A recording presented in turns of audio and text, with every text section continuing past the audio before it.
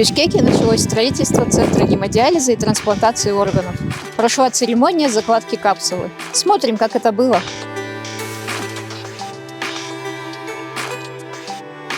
Здесь будет центр трансплантологии. Будет отделение трансплантологии почки, трансплантологии печени, трансплантологии костного мозга. И мы рассматриваем, что в ближайшие годы будем и пересадку сердца.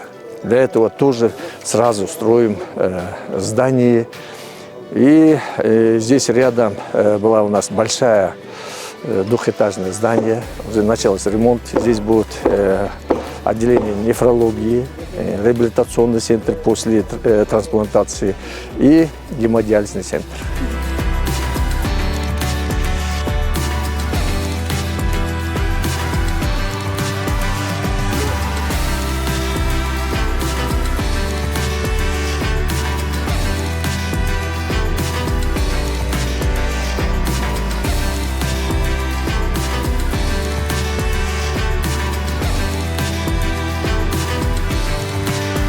На сегодняшний день во всем мире растет люди, страдающие хронической болезнью почек. Рост количества больных это связано с тем, что именно идет большой рост больных, страдающих сахарным диабетом.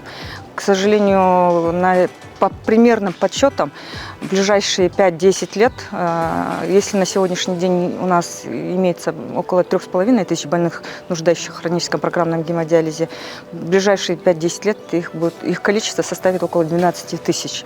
То есть такая тенденция идет не только у нас, такая тенденция идет во всем мире.